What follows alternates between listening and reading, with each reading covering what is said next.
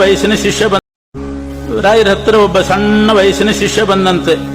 ತಂದೆ ತಾಯಿಗಳು ಅವರು ಬಡವರು, ಸಣ್ಣ ಹುಡುಗ, ಅವನಿಗೆ ವಿದ್ಯೆ ಹತ್ತಲಿಲ್ಲ.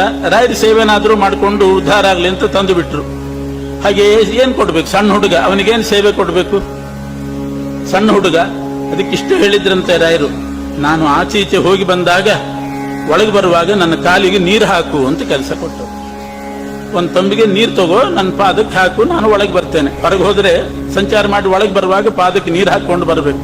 ಹಂಗೆ ಮನೆಗೆಲ್ಲೆಲ್ಲ ಓಡಾಡಬಾರದು, ಅಶುದ್ಧಿ ಆಗ್ತದೆ. ಅದರಿಂದ ರಾಯರು ಹೇಳಿದ್ರಂತೆ, ಎಲ್ಲಾದ್ರೂ ಹೋಗಿ ಬಂದ ಕೂಡಲೇ ನೀನು ಪಾದಕ್ಕೆ ನೀರು ಹಾಕು. ಅಷ್ಟೇ ಕೆಲಸ ಮಾಡಿಕೊಂಡಿದ್ದ. ಅದೇ ಮಾಡಿ ಮಾಡಿ ಮಾಡಿ ಮಾಡಿ ತಾರುಣ್ಯಕ್ಕೆ ಬಂದ, ಯುವಕನಾದ. ಅವರ ಅಪ್ಪ ಅಮ್ಮ ಇವನಿಗೊಂದು ಕನ್ಯಾ ನೋಡಿದ್ರು. ಮದುವೆ ಅಂತೂ ಮಾಡ್ಬೇಕಲ್ಲ, ವಿದ್ಯೆ ಇಲ್ದಿದ್ರೇನು. ಮದುವೆ ಮಾಡೋಣ ಅಂತ ಒಂದು ಕನ್ಯಾ ನೋಡಿದ್ರು. ಯಾರತ್ರ ಹೇಳಿ ಕಳಿಸಿದ್ರಂತೆ, ಒಂದು ಕನ್ಯಾ ನೋಡಿದ್ದೀವಿ, ಮದುವೆ ಮಾಡ್ತೀವಿ, ರಾಯರ ಹತ್ರ, ಗುರುಗಳ ಹತ್ರ 2 ದಿವಸ ರಜೆ ಕೇಳಿ ಬಾ ಅಂತ. ಅವ್ರು ಹೇಳಿದ್ರು. ಹುಡುಗ ಹೋಗಿ, ತರುಣ ಹೋಗಿ ಕೇಳಿದ್ನಂತೆ, ಅಪ್ಪ ಅಮ್ಮ ಮದುವೆ ಮಾಡ್ತಾರಂತೆ ಗುರುಗಳೇ, 1-2 ದಿನ ರಜೆ ಬೇಕಾಗಿತ್ತು.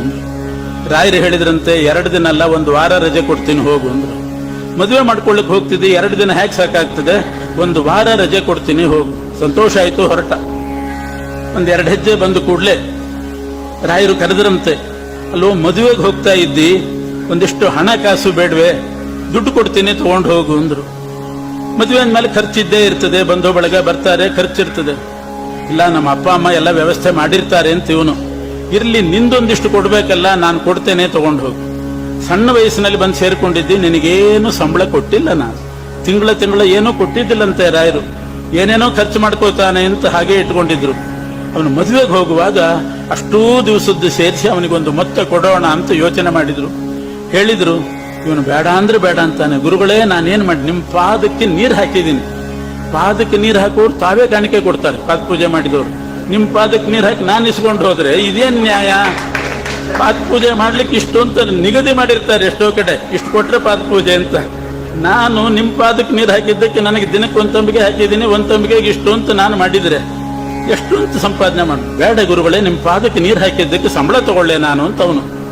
ಇಲ್ವೋ, ನಾನು ಏನೂ ಕೊಡದೆ ಹೋದ್ರೆ ಏನಂದಾರು ನನ್ನನ್ನ, ಏನಾದ್ರೂ ಕೊಡ್ತೀನಿ ತಗೋ. ನಿಮ್ಗೆ ಅಷ್ಟು ನನಗೆ ಕೊಡಬೇಕು ಅಂತಿದ್ರೆ ದಿನಾ ನಿಮ್ಮ ಪಾದಕ್ಕೆ ನೀರು ಹಾಕ್ತಾ ಇದ್ದೆ ಒಂದು ಜಾಗದಲ್ಲಿ. ಆ ನೀರು ಹರಿದು ಹರಿದು ಹೋಗಿ ಒಂದು ಕಡೆ ಕೆಸರಾಗಿತ್ತು. ಒಂದಿಷ್ಟು ಕೆಸರು ತಗೊಂಡು ಹೋಗ್ತೀನಿ, ಅನುಮತಿ ಕೊಡ್ರಿ ಅಂತಂದು. ರಾಯರಂದ್ರು, ಅಲ್ಲೋ, ಇಷ್ಟು ವರ್ಷ ನನ್ನ ಸೇವೆ ಮಾಡಿದ್ದಕ್ಕೆ ನಿನಗೆ ಕೆಸರು ಕೊಟ್ಟು ಕಳಿಸಿದ್ರು ಏನಂದಾರು? ರಾಯರು ಒಂದಿಷ್ಟು ಮಣ್ಣು ಹಾಕಿ ಕಳಿಸಿದ್ರು ಅಂತಾರಷ್ಟೇ. ಮಣ್ಣು ಕೊಟ್ಟು ಕಳಿಸಿದ್ರು, ಮಣ್ಣು ಹಾಕಿದ್ರು ಬಾಯಿಗೆ ಅನ್ನೋ ಹಂಗೆ ಆ ಅಪವಾದ ಬರ್ತದೋ? ಕೆಸರು ತಗೊಂಡು ಹೋಗಿ ಏನ್ ಮಾಡ್ತೀವಿ? ಇಲ್ಲ ಗುರುಗಳೇ, ದಿನಾ ನೀರು ಹಾಕುವಾಗ ನೋಡ್ತಾ ಇದ್ದೆ, ಆ ಭೂಮಿ ಏನ್ ಪುಣ್ಯ ಮಾಡಿದ್ಯೋ ಏನೋ, ನಿಮ್ಮ ಪಾದೋದಕ ಹೊತ್ತಿದೆಯಲ್ಲ ಅಂತ, ಅದರ ಪುಣ್ಯ ಎಷ್ಟು ಅಂತ ಅನ್ಕೋತಾ ಇದ್ದೆ. ಆ ಪುಣ್ಯ ಮಾಡಿದ ಆ ಭೂಮಿಯನ್ನೇ ಒಂದು ಕೆಸರು ತಗೊಂಡು ಹೋಗ್ತೇನೆ. ಬಹಳ ಕೇಳಿದ್ದಕ್ಕೆ ಅದಕ್ಕೆ ಧಾರಾಳ ತಗೊಂಡು ಹೋಗು ಅಂದ್ರು. ಒಂದಿಷ್ಟು ಕೆಸರು ತಗೊಂಡು ಉಂಡೆ ಮಾಡಿ ಒಂದು ಹಿತ್ತಾಳೆ ಡಬ್ಬಿಯಲ್ಲಿ ಇಟ್ಕೊಂಡು ಬಂದಂತೆ ಹೊರಟ. ರಾತ್ರಿ ಆಯ್ತು. ರಾತ್ರಿ ಆದಾಗ ಅವನ ಊರಿನ್ನು ಮುಂದಿನೂರು, ಹಿಂದಿನೂರಿಗೆ ರಾತ್ರಿ ಆಯ್ತು. ಒಂದು ಕಡೆ ಒಬ್ರು ದೇಸಾಯರ ಮನೆ, ಹೊರಗಡೆ 2 ಕಟ್ಟೆ ಕಟ್ಟಿರ್ತಾರೆ. ಯಾರಾದ್ರೂ ಬಂದ್ರೆ ಕೂಡ್ಲಿಕ್ಕೆ ಮಾಡ್ಲಿಕ್ಕೆ ಹರಟೆಗೆ ಅಂತ ಕಟ್ಟಿರ್ತಾರೆ. ರಾತ್ರಿ ಆಗಿತ್ತು, ಬಾಗಿಲು ಹಾಕಿತ್ತು. ಇವನು ಯಾರನ್ನೂ ಎಬ್ಬಿಸಲಿಲ್ಲ. ಹೊರಗಡೆ ಕಟ್ಟೆಯಲ್ಲಿ ಮಲ್ಕೊಂಡ್ಬಿಟ್ಟ. ಆಯಾಸ ಆಗಿತ್ತು, ಮಲ್ಕೊಂಡ. ನಿದ್ದೆ ಹತ್ತಿತು. ಮಧ್ಯರಾತ್ರಿಗೆ ಯಾರೋ ಬಂದು ಎಬ್ಬಿಸ್ತಿದಾರಂತೆ. ಎದ್ದೇಳು ಎದ್ದೇಳು, ಯಾಕೆ ಇಲ್ಲಿ ಮಲ್ಕೊಂಡಿದ್ದೆ, ನಂಗೆ ತೊಂದರೆ ಆಗ್ತದೆ, ಏಳು ಏಳು ಅಂತ. ಎದ್ದು ನೋಡ್ತಾನೆ, ಬಾಗಿಲು ಹಾಕಿದೆ. ಒಳಗಡೆ ದೇಸಾಯಿ ಬಂದಿಲ್ಲ. ಈ ಕಡೆ ಯಾರೋ ಒಬ್ಬ ನಿಂತು ಏಳು ಅಂತಿದ್ದಾನೆ. ನೀ ಯಾರು ಅಂತ ಕೇಳಿದ್ನಂತೆ. ಹುಡುಗ ಕೇಳಿದೆ ಸಹಜವಾಗಿ, ನೀ ಯಾರು? ಆಗ ಹೇಳಿತು ಆ ಜೀವ, ನಾನು ಪಿಶಾಚಿ ಅಂತ. ನಾನು ಪಿಶಾಚಿ, ಈ ಮನೆ ಯಜಮಾನ ನನಗೇನೋ ದ್ರೋಹ ಮಾಡಿದ್ದ, ಅದಕ್ಕೆ ನಾನು ಸತ್ತು ಪಿಶಾಚಿಯಾಗಿದ್ದೀನಿ. ಆ ಯಜಮಾನನ ಮಗನ ಬಲಿ ತಗೊಳ್ಳಿಕ್ಕೆ ಬಂದಿದ್ದೀನಿ. ನೀನ್ ಕಟ್ಟೆಯಲ್ಲಿ ಮಲಗಿದ್ದು ನನಗೆ ಒಳಗೆ ಹೋಗ್ಲಿಕ್ಕೆ ಅಡ್ಡಿ ಆಗ್ತಾ ಇದೆ. ನೀ ಎದ್ದು ಹೋಗು, ನಾ ಒಳಗೆ ಹೋಗಿ ಬಲಿ ತಗೋತೇನೆ ಅಂತ. ಇಷ್ಟು ಹೇಳಿದ ಕೂಡಲೇ ನನ್ನನ್ನು ಇಲ್ಲಿ ಬಲಿ ತಗೋತಾನೋ ಅಂತ ಇವನಿಗೆ ಗಾಬರಿ ಆಯ್ತು. ಆ ಚೀಲ ತಲೆಯಲ್ಲಿ ಇಟ್ಕೊಂಡು ಮಲ್ಕೊಂಡಿದ್ದ, ತಲೆ ಬುಡದಲ್ಲಿ. ಆ ಚೀಲ ತೆಗೆದ, ಅವನ ಮೇಲೆ ಬಿಸಾಡಿಬಿಟ್ಟ. ಏನೋ ಕಲ್ಗಿಲ್ಲಿದ್ರೆ ಅದನ್ನೇ ಹಾಕ್ತಿದ್ನೋ ಏನೋ. ಚೀಲ ಇತ್ತು, ಚೀಲ ಬಿಸಾಡಿದ ಕೂಡಲೇ ಅವನಿಗೆ ಬೆಂಕಿ ಹತ್ತಿತ. ಆ ಜೀವನಿಗೆ ಬೆಂಕಿ ಹತ್ತಿತ್ತು. ವಿಲಿ ವಿಲಿ ಒದ್ದಾಡ್ತಿದ್ದಾನೆ, ಕೂಕೋತಾ ಇದ್ದಾನೆ. ಒಳಗಡೆಯಿಂದ ಗಲಾಟೆಗೆ ಎಚ್ಚರಿಕೆಯಾಗಿ ದೇಸಾಯಿ ಎಲ್ಲರೂ ಬಂದ್ರೆ ಅವನು ಬೆಂಕಿ ಹತ್ತಿ ಒದ್ದಾಡ್ತಿದ್ದಾನೆ. ಇವನು ದೂರ ನಿಂತು ಬಿಟ್ಟಿದ್ದಾನೆ ಹುಡುಗ.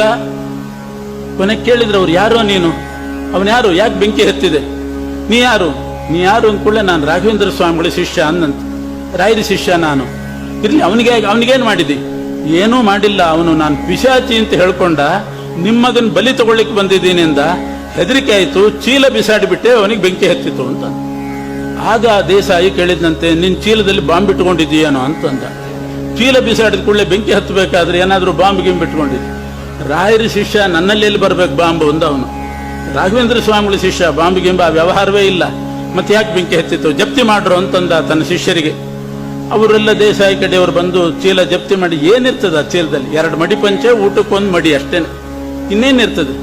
ರಾಯರ ಶಿಷ್ಯರು 2 ಮಡಿ ಪಂಚೆ, 1 ಮಡಿ ಸಿಕ್ತು. ಕೊನೆಗೆ ನೋಡಿದ್ರು ಒಂದು ಸಣ್ಣ ಹಿತ್ತಾಳಿ ಡಬ್ಬಿ. ಹೇಳಿದ್ರು, ದೇಸಾಯರೇ ಏನೋ ಡಬ್ಬಿ ಇದೆ ಇದರಲ್ಲಿ, ಏನಿದೆ ತೆಗೆದು ನೋಡಿ. ಏನೋ ಮಣ್ಣಿದೆ. ಕೇಳಿದ್ರು, ಏನೋ ಇದು ಡಬ್ಬಿ? ಇದ ನಮ್ಮ ಗುರುಗಳದ್ದು ಪಾದದ ಮೃತ್ತಿಕೆ ಅಂತಂದ. ನಮ್ಮ ಗುರುಗಳು ಪಾದ ಮೃತ್ತಿಕೆ, ಅದು ನಾನು ಮದುವೆಗೆ ಹೊರಟಿದ್ದೆ, ಏನಾದರೂ ಕೊಡ್ತೀನಿ ಅಂತ ಬಲವಂತ ಮಾಡಿದ್ರು. ಏನೂ ಬೇಡ, ನಿಮ್ಮ ಪಾದದ ಮೃತ್ತಿಕೆ ಕೊಡಿ ಎಂದೆ. ಆ ಮೃತ್ತಿಕೆ ತಗೊಂಡು ಬಂದಿದ್ದೀನಿ. ಆಗ ಅರ್ಥ ಆಯ್ತು, ರಾಘವೇಂದ್ರ ಸ್ವಾಮಿಗಳ ಪಾದದ ಮೃತ್ತಿಕೆಗೆ ಇಷ್ಟು ಮಹಿಮೆ ಇದೆ. ಆ ಮೃತ್ತಿಕೆ ಇರೋದು ಡಬ್ಬಿಯಲ್ಲಿ, ಆ ಡಬ್ಬಿ ಚೀಲದಲ್ಲಿ. ಅವನಿಗೆ ಆ ಚೀಲ ತಾಗಿದ್ದಷ್ಟೇನೆ, ಅಷ್ಟಕ್ಕೆ ಬೆಂಕಿ ಹತ್ತಿದೆ. ಇನ್ನು ಡಬ್ಬಿ ಗಿಬ್ಬಿ ತಾಗಿದ್ರೆ ಏನಾಗ್ತಿತ್ತು? ಆ ಚೀಲ ತಾಗಿದ್ದಕ್ಕೆ ಸ್ಪರಿಸಿದ್ದಕ್ಕೇನೆ ಆ ಬೆಂಕಿ ಹತ್ತಿಬಿಟ್ಟಿತ್ತು. ಆಗ ದೇಸಾಯಿಗೆ ಅರ್ಥ ಆಯ್ತು, ರಾಯರ ಪಾದದ ಮೃತ್ತಿಕೆಗೆ ಎಷ್ಟು ಮಹಿಮೆ ಇದೆ ಅಂತ. ಅವರ ಹಿಂದಿನವರು ವ್ಯಾಸರಾಜರು, ಅವರ ಮೃತ್ತಿಕೆಗೂ ಕೂಡ ಅದೇ ಮಹಿಮೆ. ಎನ್ಮೃತ್ತಿಕಾ ದರ್ಶನ ಮಾತ್ರ ಭೀತಃ. ಆ ಮೃತ್ತಿಕಾ ದರ್ಶನ ಮಾಡಿದ್ರೆ ಸಾಕಂತೆ, ಸ್ಪರ್ಶ ಬೇಡ, ದರ್ಶನ ಮಾಡಿದ್ರೆ ಸಾಕು. ಭೀತಃ ಕ್ವಚಿತ್ ಪಿಶಾಚ ತದನುವ್ರತೆಭ್ಯ. ಪಿಶಾಚಿ ಓಡಿ ಹೋಯ್ತಂತೆ ಅಂತ. ಆಮೇಲೆ ಆ ಪಿಶಾಚಿ ಸತ್ತೋಯ್ತು, ಮೃತ್ತಿಕಾ ಸ್ಪರ್ಶದಿಂದ ಸತ್ತೋಯ್ತು. ಆಮೇಲೆ ಆ ದೇಸಾಯಿ ರಾಯರ ಶಿಷ್ಯನ ಒಳಗೆ ಕರೆದಂತೆ. ಹೊರಗ್ಯಾಕೆ ಮಲ್ಕೊಂಡಿದ್ಯೋ, ಇವತ್ತು ನನ್ನ ಮಗ ಉಳಿದ, ಬಾ ಒಳಗೆ ಬಾ ಅಂತ ಒಳಗಡೆ ಕರೆಸಿ ಒಳಗಡೆ ಮಲಗಿಸ್ಕೊಂಡ. ಮರುದಿವಸ ಅವನು ಹೋಗುವಾಗ 10,000 ರೂಪಾಯಿ ಕೊಟ್ಟು ಕಳಿಸಿದ್ನಂತೆ. ಇವನು ಅನ್ಕೊಂಡ, ನಾನು ಗುರುಗಳು ಕೊಡ್ತೀನಿ ಅಂದಾಗ ಹಣ ಕೊಡ್ರಿ ಅಂದ್ರೆ ಒಂದು 500 ರೂಪಾಯಿ ಕೊಡ್ತಿದ್ರು ಏನೋ. ಈ ಮೃತ್ತಿಕೆ ಕೇಳಿದ್ದಕ್ಕೆ 10,000 ರೂಪಾಯಿ ಸಿಕ್ತು ಅಂತ ಅವನು ಅಂದ್ಕೊಂಡ. ಇಲ್ದಿದ್ರೆ ಗುರುಗಳು ಅಷ್ಟೇ ಕೊಡ್ತಿದ್ರು ಪಾಪ. ಅದಕ್ಕೆ ಬೇಡ, ಇನ್ನೊಂದು ಸ್ವಲ್ಪ ಜಾಸ್ತಿ. ಆಗಿನ ಕಾಲಕ್ಕೆ ಅದಕ್ಕೆ ಬೆಲೆ ಇದೆ ಅಂತ ಇಟ್ಕೊಳ್ಳಿ.